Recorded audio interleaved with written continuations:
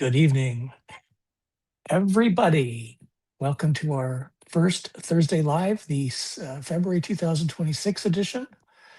I am not sure if this is working at all, particularly the audio. If you can give me a thumb up in the chat. There's a few of in here already. This is great. I'm having significant Wi-Fi issues at the Airbnb house that I am staying at. So I'm actually running off my iPhone Verizon signal, which is pretty crazy. And look at that pixelated image. This may be a short show tonight, but if you can give me a thumb up or a thumb down if the audio is working. I actually have the audio connected to my iPhone, which is sitting over here. Oh yeah.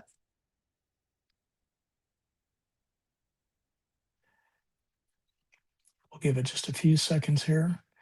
If not, we'll switch to my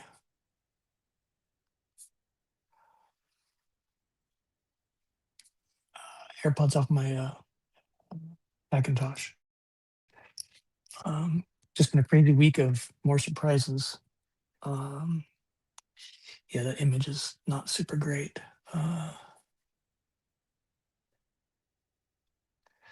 So thumb up if you put it in the chat that you can hear me okay, or down if you cannot, and I'll shift real quick. This is where we're coming at you from tonight. Clearly not my van. And that's what I want to explain tonight as to what in the heck is going on. So thank you, Bobby Morris. You can hear me okay. That's good to know. I got 150 megabits download. I got 3 megabits upload. So anything less than 5 is pretty sketchy. So thank you, Bobby, for that. I'll try and talk slowly and move slowly, even though I want to give you a tour of the house, which is pretty crazy. But again, and my voice is all freaked out these days, but welcome again to First Thursday Live, our February 2026 edition, where we talk about van life travel, tiny living, and give you the truth of all of that. Here are some questions, topics, if you will, beyond what I'm going to talk about tonight. And what I have to talk about tonight is I'm going to give you a tour of this really amazing house. I've kind of, through a happy accident, discovered the magic of air camping, which is where I would have added this to my repertoire of places to stay in a van overnight or two. And I want to show you this really amazing house that I'm staying in tonight. So that's kind of what this is about. And let's go this way. And I definitely want to get into the repairs on my van. That is why I am not coming at you from Van Fest, which is happening about 3 hours away in Melbourne, Florida. I am coming at you from Gainesville. Here are the repair topics I want to cover tonight. And the good news is they are getting done, but bad news is never fast enough. I'll explain that tonight. Let me know where you are checking in at. That would be fantastic. And this is our question format. If you got a question for me, I'm happy to answer that. Anything is on the table. Let me scroll back. So let me know where you're checking in from, what your fuel price is, and very importantly, what is your weather like? It's pretty chilly in Gainesville, Florida. A few nights ago, it was in the 20s. So all the plants, well, not all, but a lot of the plants have really not taken very kind to the weather. Nobody's going to feel sorry for us if you're buried in snow or in 0-degree weather. But that's the question format. And if you have a comment you definitely want to see, this is what it looks like: 3 asterisks, 3 exclamation points. And again, these are the topics, whatever's on your mind.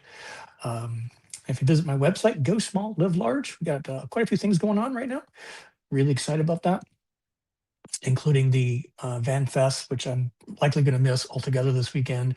We got the Southeastern Adventure Vehicle Expo Save coming up in Stark, which is way North Florida.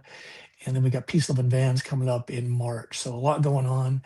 And with our Patreon community, we got some big updates coming very soon. Wow, these are really coming slow. So Steve, Bobby, and Wilbur. Um, so hit my website up, go small, live large. And here's a Peggy and Ashley from Rancho Mirage, California. So great. And here's BJ Traveler, Solo Scott from VanFest. Yeah, I wish I was there. It started today. All right, let me do my very best to give you a house tour. Then I'll switch the audio to my Macintosh. I'm going to go full screen on my iPhone, which is over here. And so this is, I'm actually moving tomorrow. This is my third, well, tomorrow will be my third Airbnb house since getting to Gainesville a week ago Sunday, whatever date that was. Sunday will be, or Sunday will be a full 2 weeks in Gainesville. So this is my third house. And the last one was pretty cool, kind of a vintage cottage. But this one is over the top, OMG. So let me show you this. And I think you're gonna like it. I love it. I wish you could stay. I have to check out tomorrow because they got guests checking in. All right, so we're gonna do our very best not to lose anything. So let me get in order here. So the dining room, I love the lights here. So the idea here is artsy fartsy, over the top. And you can see here how they've done this mirror, kind of cut it. And it's like this mosaic. It's super cool. These actually change colors.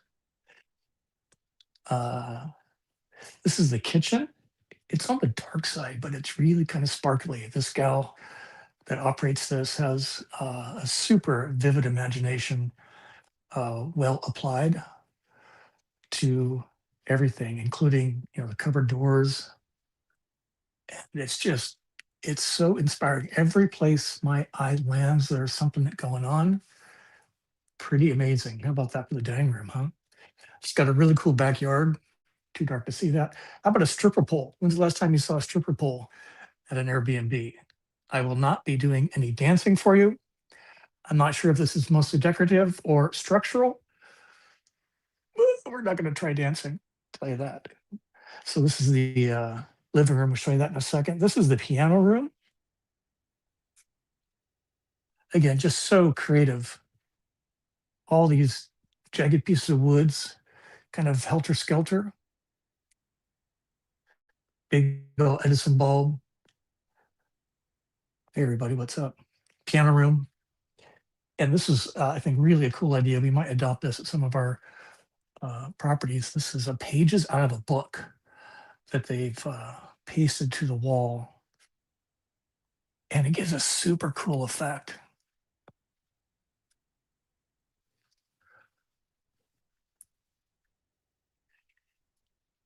And then out here, she has a disco ball, unfortunately not revolving. But again, I love the big Edison bulbs. Very creative. Sparkly pillows. Let's see if I can see chats on here. Yeah, so I can see chat. So if you have something you want to see, this is a pull down screen. And then here's the projector over here. I've not tried this out. And again, just the attention to detail and all these little things that just kind of pop out. Every place my eye lands, there's a little special treat. I just noticed this last night, about scared me to death. It's a shrimp on the side of the, not very well, a shrimp on the side of the stovepipe. Coming back here, again, really creative fixtures, creative paint. Perfect for an Airbnb because it really juggles your brain a little bit. I'm not sure I want to live in a space like this full time, but it's so cool to just get your creative juices going. So this is a curio cabinet with all these rocks and crystals and what have you. Again, I can just imagine this gal traveling and collecting all this stuff as she goes. This is kind of the office. Been working in here. This is kind of the most normal room in the house, actually. And then we've got this actually, when the lights are off, this actually gets a little spooky. So this is an owl. This is like chicken wire, the really fine mesh stuff. Here's a lizard. There's a bird in here. Where is he? Fake bird. There he is. See him kind of hard to see. But I can't figure out how to turn the light on, but this kind of glows. Just again, really stunning. Be cool. This is the restroom. So it's a 2-bedroom, 2-bath. Again, very creative. You've even decorated the commode, the toilet, shower, color mosaic tile. But I think the coolest feature in the bathroom is this thing. Yeah, it's a spinning kaleidoscope light. It's so cool.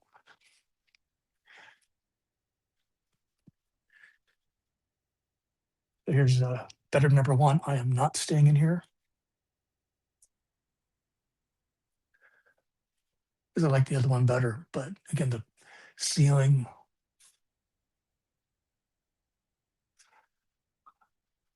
This is probably why I'm not staying in here, because that might give me some scary dreams.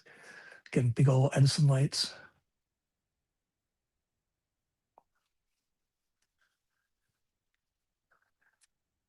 Dots on the walls. This is the bedroom I'm staying in. Look at this gem. I hope this is coming through okay. So it's got this old, either Southeast Asian or poster style bed, twinkle lights. Here's my stuff. One great thing about doing Airbnb from the van is I bring my own stuff. So while this is their bed sheet, I brought my own blanket and pillows because I don't want to stay in other people's bedding necessarily, especially pillows. Super creeps me out.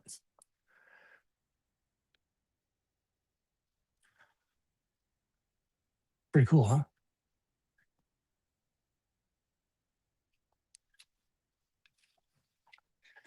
So you might be wondering what the price is. It's about all in $100 per night, which is about $20 ish more than the RV park up the road, which I can't stay at because I have no van.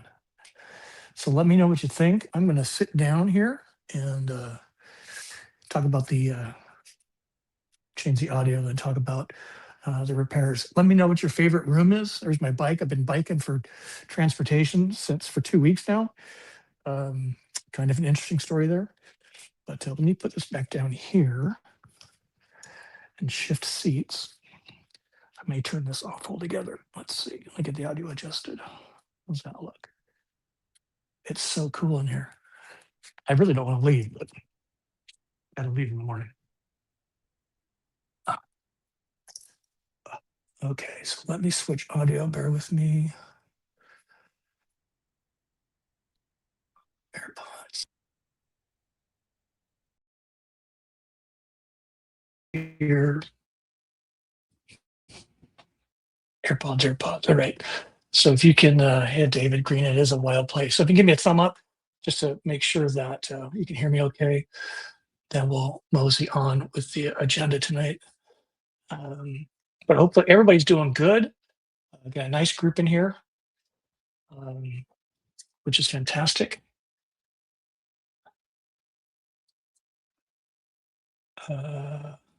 Here's Shelby. Let's say hi to some folks quick, and then we will talk about the van repairs. It's a good news, bad news story. They always are.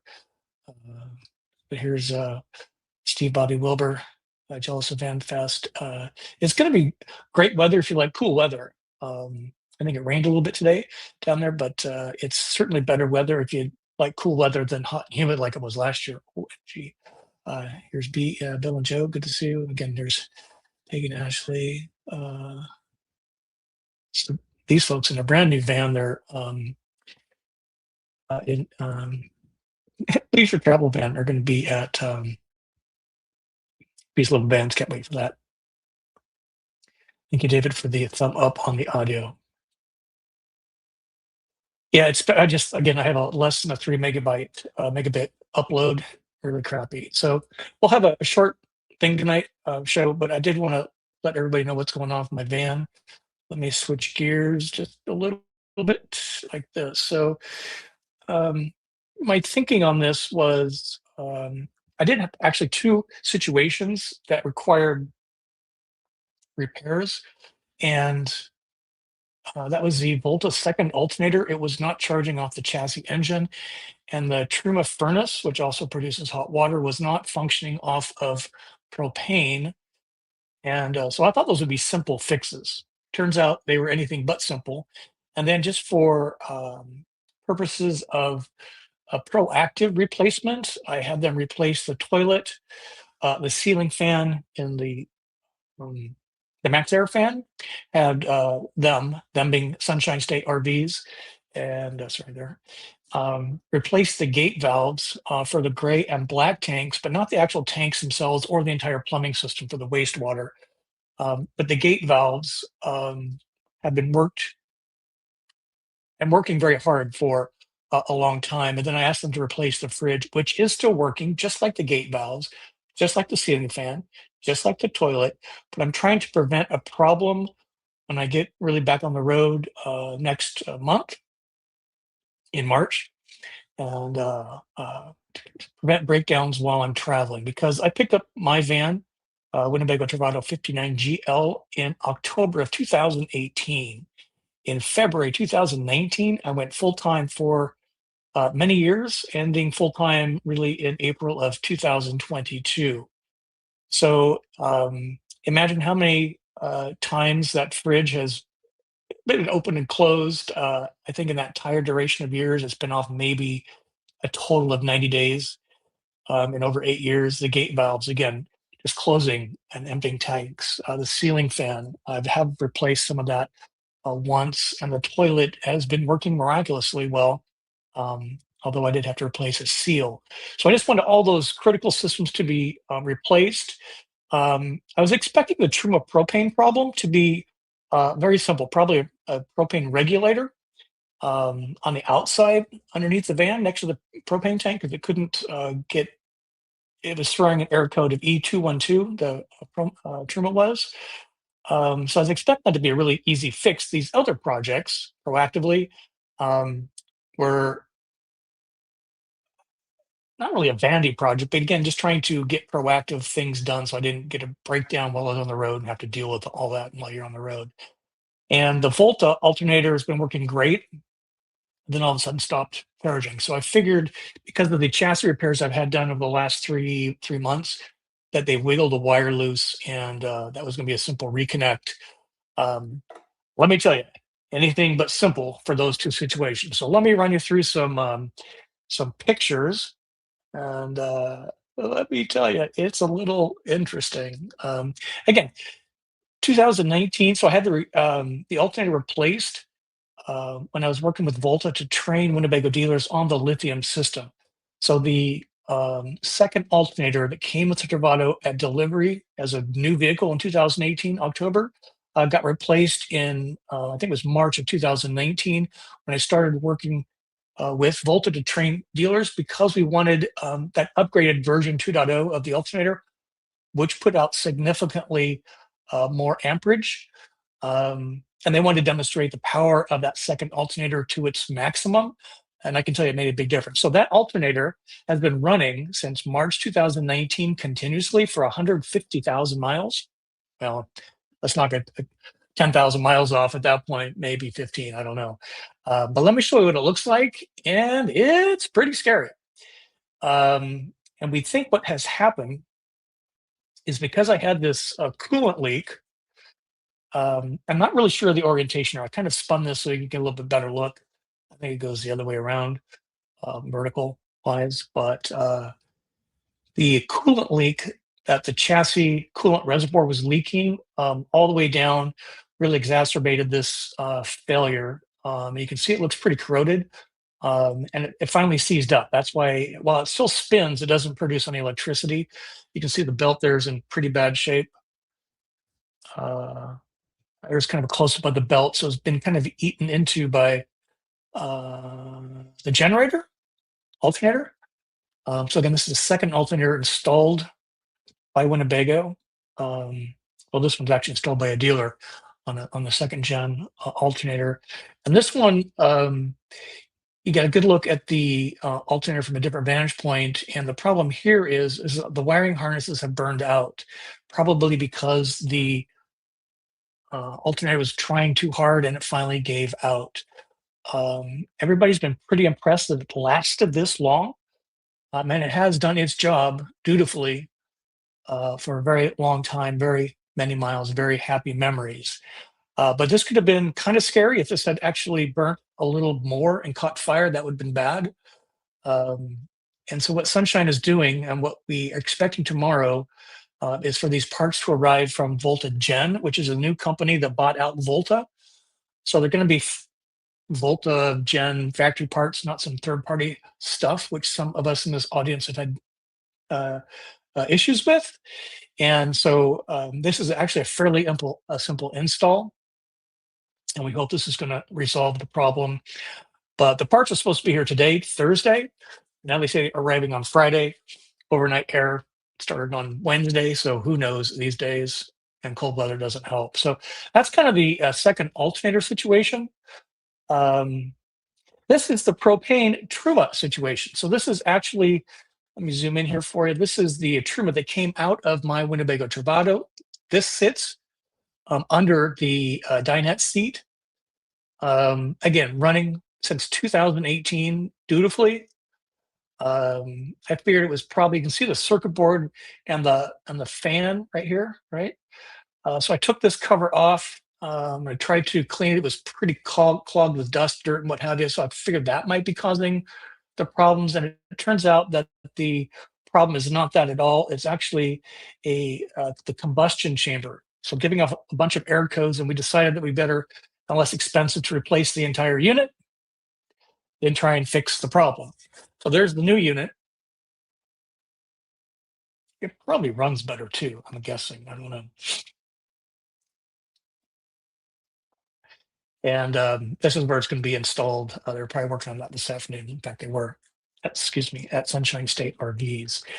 So again, this problem, what I thought would be simple, has turned out to be quite a project.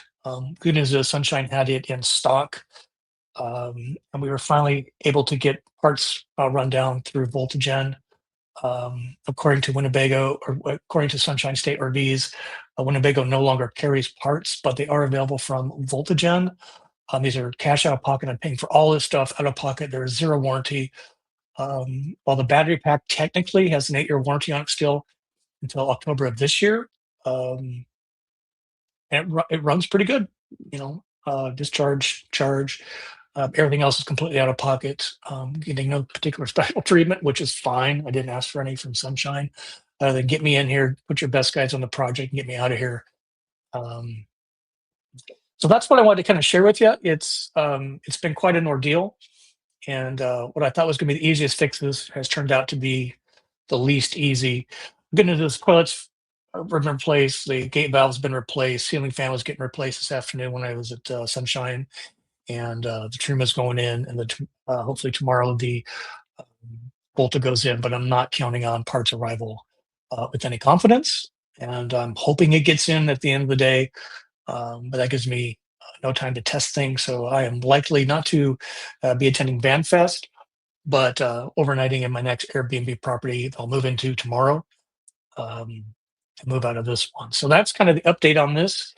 And let's see, we got some questions. I thought I saw one. Here's Stava saying, very cool, an RT Airbnb. Yeah, it really has my creative juices flowing, and every place you sit, there's just something else to look at. I love this kind of stuff.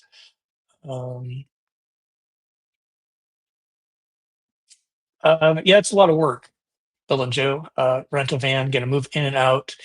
And the hope was to get in and out of here a week ago. And I'm still tentative. So if you've ever rented a van, you know it's really pricey. and I'm 3 hours from Vanfest. So good idea. And I didn't want to impose on Sunshine because that requires um, stuff. And so, yeah, I'm looking forward to being back on the road very, very soon. So here's David saying, not as dramatic, but a rodent got into my engine, chewed the wire. $700 later, back working. But I just realized a bracket broke with my solar panel, and I just have to keep smiling.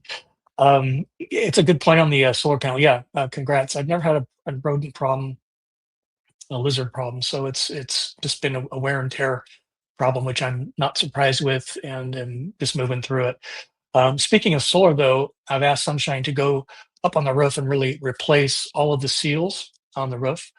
Air conditioning is working fine, but the max air fan has leaked several times in the early years, but they just get brittle and fall apart. Speaking of brittle, the solar panel wires have all been kind of been the Florida sun, Arizona sun, Texas sun for too long, since 2018 again. This is not a new van, 150,000 miles, and that we've disconnected to the 100-watt solar panels. We're leaving this small 28-watt on there. But at some point, when it maybe get back to base camp, I'll just remove the solar panels altogether because they're doing absolutely nothing to um, provide any real input to the um, electrical system because of the way I travel. So again, nothing's chewing on it. It's just it's weather and wear. And so I'm glad they found that because that would have been a problem down the road probably. So here's Shelby. I say my gate valves are really hard to pull out. You might slip a little like WD-40 dry lubricant, just kind of working back and forth, but be super firmly gentle. Because if you've ever seen the Ginger Walkabout, there's this little tiny plastic piece at the end that hold that whole thing together, and you don't want to pull too hard and break that because then you are shit in or out of luck depending on the status of your tank. So maybe somebody else has a good recommendation there. Here's Must Be Joking. It's pretty cool. Have you ever considered changing the toilet to dry flush? Very much so. I was very excited for these tiny separate, but it would have required replacing a whole bunch of stuff in the bathroom and really reworking things. And it's still a $2,000 toilet to dry flush from separate tiny. And my black tank system, Thetford toilet, has worked flawlessly. I'm very used to a black tank. So we did think about it, but given all things being equal, I just needed to get on the road with a familiar situation and not spend a lot of time and money trying to replace a system that doesn't exist to reconfigure everything. That's why the refrigerator is taking so long. Because good question. I think you must be joking. The refrigerator is like on a 60 to 90-day back order. Comes out of Canada, and I'm on a short list at Sunshine State RVs. And when it comes in, I will return to Gainesville to have that installed. My refrigerator is working.